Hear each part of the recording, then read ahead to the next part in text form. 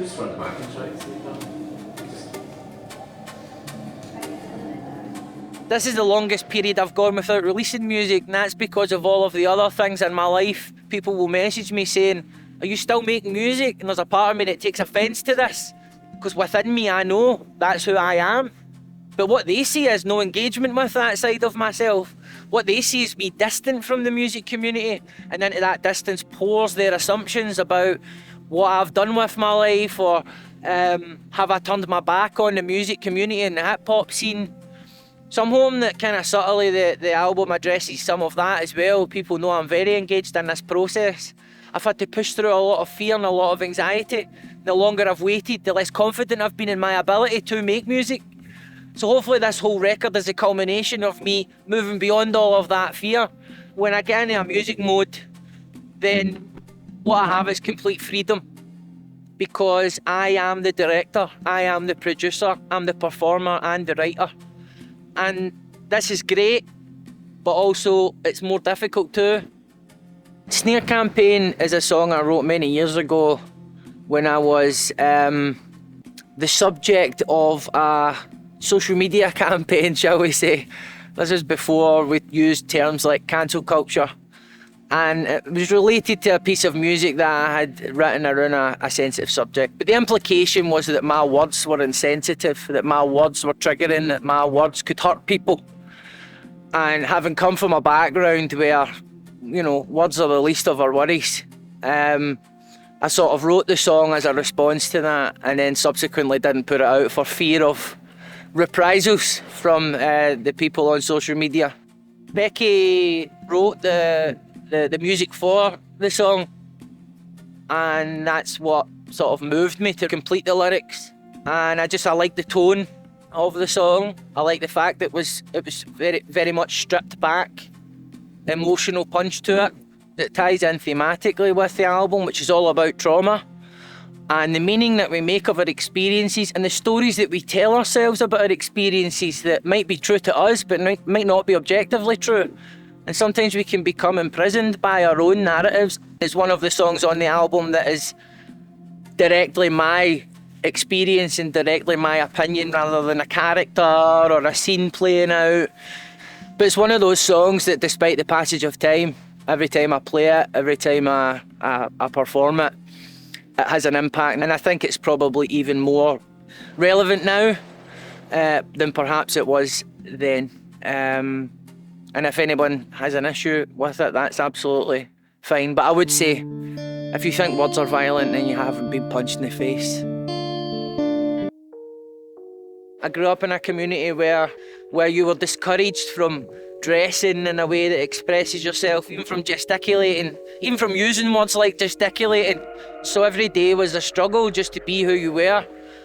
There's a deep, deep prejudice against working class artists speaking in a working class way from a working class perspective, and you'll be happy to know I intend to not to tone any of it down, because I think there has to be somewhere in my life where what I do has 100% total integrity.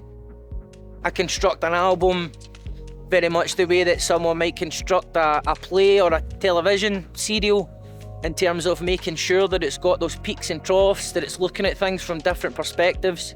And Travelling Circus is one of those songs where the listener can be absolutely sure that it's me that's speaking, not behind the veil of a persona.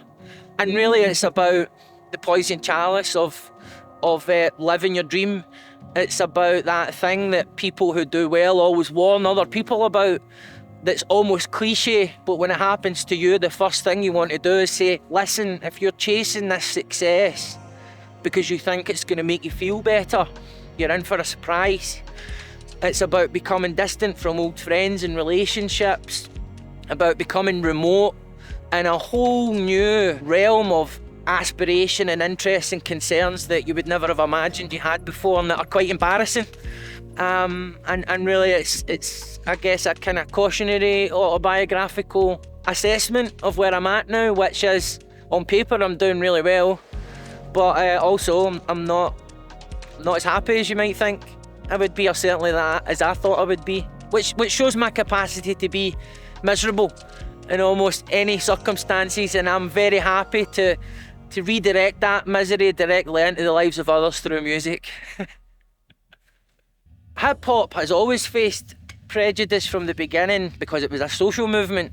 So it was about reoccupying derelict public space, using old equipment and records and walls and floors as amenities to create art and culture, giving communities a voice.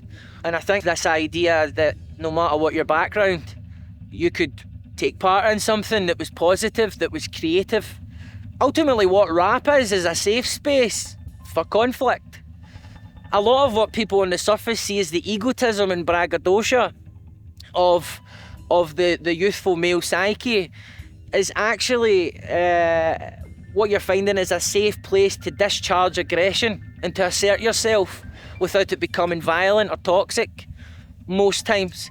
So the concept of the battle, you know, you can resolve disputes in this format, you can assert yourself in this format, you could be the man in this format, but no punches have to be thrown. This is an art form for people to express themselves, an art form for people to develop a kind of focus that provides a bit of continuity in an otherwise chaotic life. For me, the passion for rap and hip-hop got me through homelessness, addiction, mental health crises, alcoholism, relationship breakdowns, and a whole host of other problems, because those things became grist in the mill of the creativity. So every bad thing that happened also was an opportunity to create something. And so I always feel very blessed that I stumbled into that art form at a young age when I did.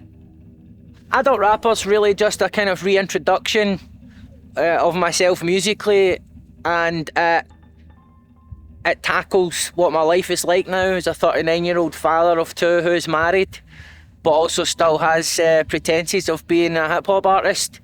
And so it's really trying to embrace the idea that I'm not a young person anymore, and also the fact that I've enjoyed a certain level of success in other aspects of my career, and this has changed my social experiences to the point where I have something new to say in music about what my life is like now that I hope people will find interesting. But it's kind of light-hearted and a bit of wordplay for the lyricists out there who enjoy that sort of thing.